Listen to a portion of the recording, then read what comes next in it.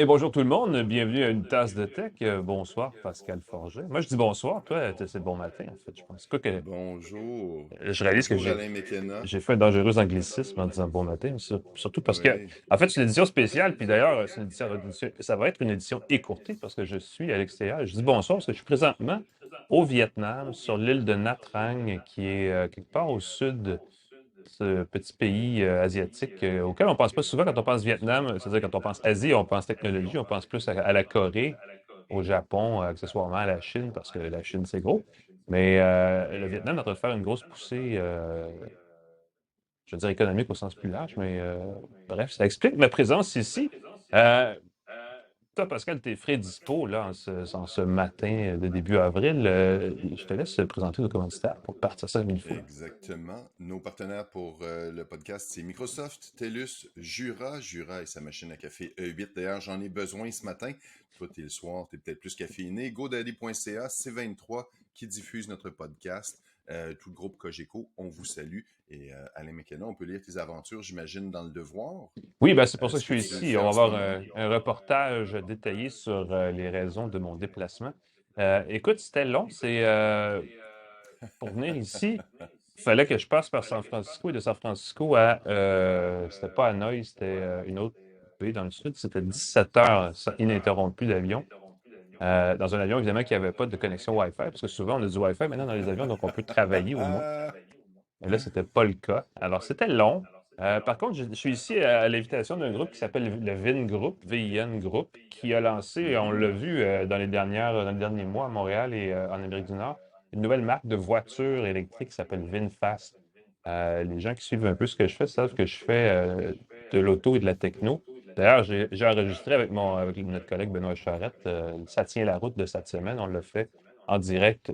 On était ce matin à Hanoï, Hanoï qui est la capitale du Vietnam. On était dans le vieux quartier, c'est comme on était dans l'équivalent du vieux Montréal d'Hanoï, mais Hanoï a été fondé en 1010. Donc, dans le vieux quartier qui a à peu près 1000 ans. Ben, je veux dire, évidemment, ça a évolué, là, mais je veux dire, c'est quand même un coin qui a du vécu. Euh, et le Vingroup est un consortium qui existe depuis quelques, je veux dire pas tout à fait une vingtaine d'années, mais qui a décliné. C'est un groupe qui est très, très présent dans l'immobilier commercial et résidentiel. Ici, ils développent des villes entières. En Asie, des groupes comme ça développe une ville. Ils ont des hôpitaux, des universités, des agences de voyage. Et le centre où je me trouve en ce moment, écoute, c'est un resort. C'est vraiment un centre de vacances bâti par le Vingroup pour divertir. C'est un peu le Disneyland du Vietnam, en fait. Et à travers tout ça, ils ont évidemment généré beaucoup de capitaux et comme ils ont les poches pleines, ils ont dit, bon, qu'est-ce qu'on peut faire ensuite? Ben, on va se lancer dans le transport. Là, ils ont eu l'idée il y a trois ou 4 ans, peut-être un petit peu plus que ça, de faire des voitures. Ils ont commencé il y a à peu près 3 ans à faire des voitures à essence. Et là, ils ont dit à la fin de l'année 2022, on n'a fait que des voitures électriques. Alors, ils sont en train de présenter ça. Et là, évidemment, comme ce sont des véhicules un peu plus haut de gamme, ils se sont dit, ben, le meilleur moyen de faire de l'argent, parce que le marché vietnamien est quand même un petit marché, il faudrait vendre à l'étranger. Alors là, ils ciblent l'Amérique du Nord en particulier. Et dans l'Amérique du Nord, le Québec est un endroit très prisé des constructeurs dans l'électrique, parce qu'avec l'aide gouvernementale et tout le reste, nous sommes des grands acheteurs de voitures électriques. Et là, le VinFast, donc la marque s'en vient l'automne prochain avec deux modèles qui s'appellent le VF8 et le VF9, qui sont des véhicules utilitaires, donc 100% électriques, et qui sont aussi assez, ben, je veux dire, assez, entre guillemets, high-tech, dans le sens où ils utilisent une interface multimédia basée sur Android. Ce qui est intéressant, c'est que d'habitude, dans l'automobile, dans les véhicules plus modernes, les constructeurs qui ont une entente avec Google vont mettre ce qu'ils appellent le Google Automotive Platform, qui n'est pas Android et qui n'est pas non plus Android Auto. Et Android Auto, qui était l'interface qu'on voit quand on branche son téléphone par USB à un système multimédia compatible en voiture.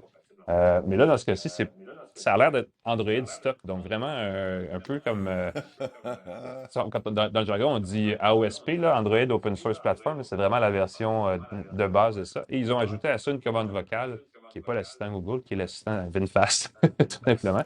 Et ça, c'est une autre tendance dans l'automobile parce que Mercedes aussi le fait. Je pense qu'il y a d'autres fabricants, Volvo entre autres, qu'on dit Hey Mercedes, Hey Volvo, mais là on peut dire Hey VinFast et la voiture va pouvoir répondre. Ça n'a pas encore été confirmé si ça allait être disponible en français, par contre. Le système était très jeune bêta. Nous sommes ici pour visiter l'usine où se produisent les premiers exemplaires de ces véhicules-là. Et disons que les véhicules qui nous ont été présentés, écoute, j'ai fait 8 tours de roue avec le véhicule qui est un un prototype de de première génération, et même avant, là. Il y Pas un avait, coin de rue, là. ouais, ben on a fait, j'ai peut-être fait 800 mètres, puis c'est pas mal de ligne droite, un demi-tour, puis on revient. C'est juste pour prouver que le véhicule fonctionnait, parce qu'au niveau plus essai routier, disons qu'on n'a pas retiré grand-chose. Il y avait un des deux véhicules qu'on pouvait essayer. Quand on freinait, le moteur s'éteignait. Il fallait lever la fenêtre du conducteur pour redémarrer le véhicule. Donc, ça vous donne une idée à quel point c'était OK. un peu Ça, c'est une scène de bricolé film, à là. la va-vite. Donc, c'est assez spécial de ce point de vue-là. Par contre, il y a deux choses à dire, hein, parce que c'est ça, on ne peut pas faire d'impression définitive basée sur un véhicule qui est essentiellement juste un concept qui a pris forme, là. Mais il prévoit avoir des véhicules d'essai en juin et des véhicules en vente en novembre. Donc, ça veut dire qu'il faut vraiment qu'ils se dépêchent parce qu'ils produisent des véhicules de qualité commerciale à la fin de l'année. Euh, c'est intéressant de parler. En fait, une des choses qui m'attire, évidemment, bon, un véhicule électrique, là, il commence à en avoir beaucoup. L'intérêt de ce véhicule-ci, c'est que premièrement, c'est un nouveau constructeur dans un pays où il n'y a pas de constructeur en ce moment. Donc, c'est vraiment la volonté de créer une nouvelle industrie. Ils sont très patriotiques. Ils ont des véhicules ici qui sont plus petits, qui s'appellent le E34, qui est un petit familial, qui, lui, a commencé à être vendu en grand nombre là, dans les dernières semaines, et qui est tout électrique. Nous, on va recevoir deux VUS un peu plus gros, un 5 passagers puis un 7 passagers. Puis dans les prochaines années, d'ici 2025, ils vont avoir aussi trois véhicules plus petits et plus abordables qui vont être mis en marché. La particularité de ce groupe-là, c'est qu'on achète le véhicule et on loue la batterie. Ils espèrent comme ça répondre à une partie des angoisses des acheteurs en disant si d'ici 8 à 10 ans, par exemple, votre batterie se dégrade au point où sa performance est inférieure à 70 de ce qu'elle était quand elle était neuve, on vous la remplace sans frais. Euh, Wow. Ça paraît bien comme ça, puis c'est cool. 70 c'est pas au hasard, c'est que généralement, au bout de 10 ans, c'est rare qu'on descende en bas de 80. Donc, la batterie devrait normalement durer plus longtemps que ce qui est. Parce qu'évidemment, c'est comme une garantie que le constructeur Ouais. essaie de ne pas honorer trop souvent, parce que ça va lui coûter cher. Mais ça veut dire que c'est quand même des produits durables. Il y a une garantie de 10 ans, 200 000 km sur le véhicule. Donc, ça veut vraiment dire qu'ils sont durables. La voiture, on a visité l'usine. Ce sont des systèmes robotisés à 90 qui produisent ces véhicules-là. Il n'y a à peu près pas d'intervention humaine, sinon pour déplacer des chariots d'une baie à l'autre là, pour faire, par exemple, l'assemblage, ensuite plier les feuilles d'acier ou d'aluminium, des choses comme ça. Euh, donc, c'est assez automatisé et ce sont que des groupes allemands qui ont fourni les robots puis la quincaillerie et qui ont mis ça en place. Donc, c'est pas artisanal. Les gens plus âgés qui se rappellent des premiers véhicules Hyundai vendus au Québec, là, qui étaient vraiment mal assemblés, qui tombaient en morceaux après seulement quelques années, c'est incomparable. On a vraiment un niveau de qualité qui est assez intéressant dès le premier exemplaire. Euh, mais ça laisse évidemment supposer qu'il va falloir faire des efforts, il va falloir accélérer la cadence si on veut vendre ces véhicules-là. Mais ce que ça dit vraiment, en gros, c'est qu'il est possible pour quiconque a un peu d'ambition de se lancer dans la fabrication de véhicules électriques et de devenir un nouveau joueur. Évidemment, dans le cas de VinFast, le Vingroup est le plus gros consortium du Vietnam et a probablement l'appui du gouvernement. Ici, on sait que c'est un marché, c'est un pays qui se considère socialiste, donc il a sa propre façon de faire. Euh, mais j'entends plein de gens dans la cohorte avec qui je suis parce il y a des gens qui sont invités qui sont des clients, parmi les premiers clients canadiens. Entre autres, j'ai vu un type de Vancouver qui était ici, il en a acheté deux, précommandé en plus, il y a quand même. J'ai vu un autre type qui c'est un Américain, lui, il en a acheté 11, probablement qu'il va en revendre quelques-uns, mais ça fait beaucoup de véhicules.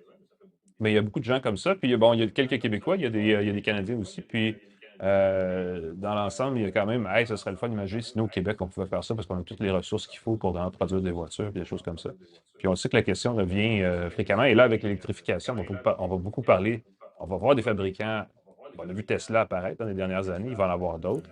Peut-être VinFast, mais il y a des fabricants qui vont probablement disparaître aussi parce que le marché est en train vraiment de vivre une grosse transition. C'est pas tout le monde qui a la capacité de suivre.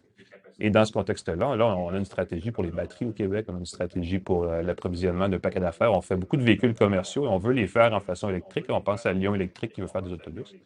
Euh, et il y a souvent cette question-là, est-ce qu'on devrait avoir un constructeur de voitures québécois? Et ça n'arrivera pas, je veux le dire tout de suite. La réponse, c'est clairement non, parce qu'il n'y a personne dans l'industrie qui a la volonté de le faire. Tout ce qui est automobile, tout ce qui est véhicule particulier, ça va en Ontario. Il y a vraiment une stratégie, il y a vraiment, au niveau de l'industrie, c'est entendu, au niveau des gouvernements, c'est entendu. Ce qui se produirait, par contre, c'est que le Québec pourrait devenir un fournisseur de composants de premier niveau. En anglais, dans l'industrie, on parle de Tier 1, Tier 2, Tier 3. Là, je fais du franglais, mais en voulant dire, il y a différents degrés parce qu'on peut produire des pièces qui sont utilisées par les fabricants de composants plus sophistiqués qui vont ensuite chez le constructeur qui les assemble. Mais on pourrait arriver tout de suite à produire toute la chaîne et être un des premiers, surtout au niveau de l'approvisionnement des composants électriques qui touchent à la batterie. Et pensons aussi à certains dispositifs de conduite autonome. Donc, ça va être intéressant de suivre ça. Mais on ne pourra pas imiter un VinFast au Québec dans l'avenir prochain. Ça nous prendrait de toute façon un groupe qui a les reins solides. Là, je veux dire, je suis ici dans un centre qui a coûté des centaines de millions de dollars, qui a été construit en dedans de 3 ans probablement. L'usine qu'on a visitée a été construite en dedans de 21 mois. Ils ont pris un marais, ils l'ont asséché, ils ont créé un grand terrain, c'est énorme. Ils vont avoir une capacité à terme de 950 000 véhicules par année dans cette seule usine-là. C'est Wow. assez fou. Ils utilisent des piles Samsung. Là, j'ai eu un petit hop, ben, je connais cette compagnie-là. C'est clairement une compagnie techno. Donc ça, c'était le fun intéressant à voir. Samsung. On les connaît, on les salue. Puis, mais tu sais, en gros, c'est ça, c'est vraiment le but. Et comme c'est pas juste l'affaire, c'est pas un nouveau véhicule chez Ford, c'est vraiment une nouvelle business dans une nouvelle industrie, dans un pays dont on entend très peu parler de ce point de vue-là, là, chez nous. Ça valait la peine de venir visiter.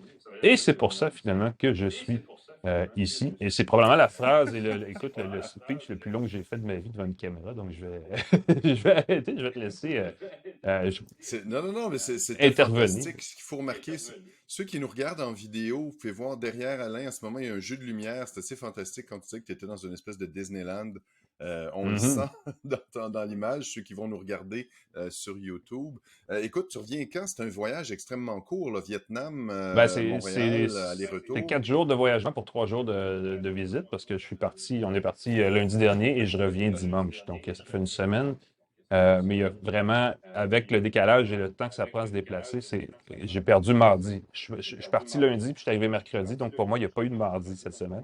Mais je reviens dimanche et je reviens dimanche et dimanche dure comme 37 heures. Donc, j'ai 2 dimanches à l'horizon. Donc, c'est vraiment fascinant de ce point de vue-là, comme dirait Charles Tissot.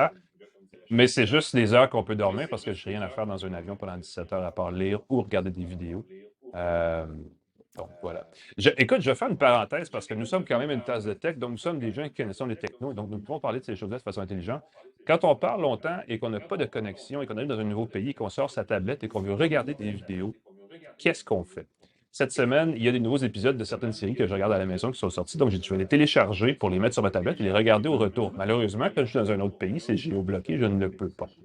Et ça Oh, vaut, je savais pas ça ça. vaut pour Netflix, ça vaut pour Amazon Prime, ça vaut pour Disney+, et ça vaut pour Apple TV+, qui sont les 4 services Même ce que tu as téléchargé.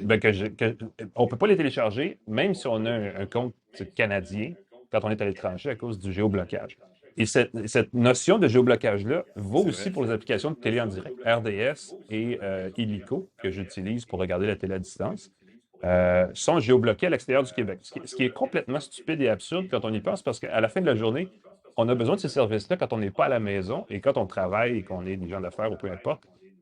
Généralement, on sort fréquemment du Québec et même du pays et parfois même du continent. Et c'est dans ces cas-là où on se dit, tiens, je pourrais regarder une émission ou un match de hockey ou un match de soccer. Euh, et non, on ne peut pas. Et là, dans mon cas, en plus, je te dis, ben, les nouveaux épisodes, et là, on voit les alertes popper de nos applications de vidéos et on ne peut même pas télécharger. Alors, c'est quoi la solution? Et c'est ça qui est absurde. Ça nous prend un VPN parce que le VPN nous permet Oui. de trouver un serveur qui simule le fait qu'on serait, par exemple, à Montréal. Et là, on peut aller chercher les épisodes qu'on veut télécharger. Ça, c'est ma petite diatribe technologique de la semaine. Je trouve ça un peu absurde qu'on ne puisse pas juste simplement tu sais, que les fournisseurs de contenu de ces services-là nous disent tout simplement, bon, ben, apparemment, vous êtes un client québécois, mais vous êtes à l'étranger, et c'est exactement pour ça que ces services-là existent. Le géoblocage, la question de pouvoir accéder ou pas à distance en fonction des frontières géographiques, il n'y a aucune loi là-dessus, il y a zéro politique, c'est strictement du marketing et commercial. Il y a des ententes entre des diffuseurs, des producteurs et des choses comme ça, mais pour le consommateur, il n'y a rien qui empêche de trouver une façon d'y accéder en contournant les règles de géoblocage, si c'est légitime. Et quand on est un client et qu'on paye, c'est légitime quand on est à l'étranger de pouvoir accéder à son contenu et la meilleure solution, c'est le VPN. Alors voilà. Le party commence derrière, je ne sais pas si vous l'entendez, mais là, on sent que la fête s'en vient. C'est- Moi, j'ai du travail, j'ai des textes à écrire, alors je ne suis pas à la veille d'aller fêter ça, mais je vais rentrer dans ma chambre bientôt pour faire des choses. Je suis sur mon balcon en ce moment de ma chambre. C'est ça. Non, non, c'est très joli. Puis tu as un souper en plus. Puis il faut, comme tu dis, que tu travailles. Les gens qui s'imaginent que les voyages de presse, c'est le paradis, faut travailler en plus de toutes les activités Ouais. qu'on fait, Ben, techniquement, visiter pour le, toutes les activités, tous les pour le essais dire comme qu'on ça, c'est fait. l'antichambre du paradis, parce que le paradis, dans ce cas-ci, il est clairement là-bas, là, puis moi, je peux pas y aller, parce qu'il faut que je sois ici pour faire mes choses. J'ai des textes à livrer. Ça, tout ça, j'ai un reportage dans le Devoir qui va être, il va apparaître la semaine prochaine là-dessus. Donc, les gens qui sont curieux là-dessus pourront lire ça à cet endroit-là. Sinon, bien évidemment, promotion croisée, ça tient la route, la balado que je fais avec Benoît Charette au 98.5 avec C23, notre partenaire dans une tasse de tech. Va être en ligne. J'ai envoyé les fichiers audio tout à l'heure. J'étais réalisateur de la balado pour une fois. Et j'ai envoyé à notre ami Claude Hébert, que tu connais, Pascal, notre réalisateur aussi pour Oui, notre oui, tout à balado. fait. J'ai envoyé les fichiers audio. Ça va être monté, puis ça va être sur le site du 98.5 FM ou sur votre plateforme balado de votre choix. Dans notre cas, on revient à la normale probablement la semaine prochaine. Je pense que j'ai même d'ailleurs trouvé un invité. Je ne me rappelle plus c'est qui, mais je le salue quand même. Sinon, ben, écoutez, je vais faire une plug pour nous aussi. Hein, les gens qui veulent écouter nos anciens épisodes ou les épisodes à venir peuvent aussi s'abonner. C'est banal, mais si vous abonnez sur les plateformes Apple Music, Google Balado, Spotify, Deezer, automatiquement, le prochain épisode va apparaître dans votre liste de lecture au moment où nous, on le dépose. Donc, c'est le meilleur moyen de nous suivre et je vous invite sérieusement et comme ça là, à le faire dès maintenant. Moi, je vais y aller parce que là, clairement, le parti commence et j'ai détecté les gens. Je dois fermer la porte. Je- on va saluer les partenaires une dernière fois. Microsoft, TELUS, Jura, GoDaddy.ca, C23 qui diffuse la balado dans toutes les stations du Oui, groupe Cogeco. Claude Hébert à la mise en onde. Alain McKenna, je te salue. J'espère que les gens vont te lire. Bon oui, appétit. merci. Bon retour. J'ai hâte que tu me comptes les potins et qu'on se Oui, voit en à personne. se À la bientôt. prochaine. Salut Pascal, à la prochaine. Salut tout le monde.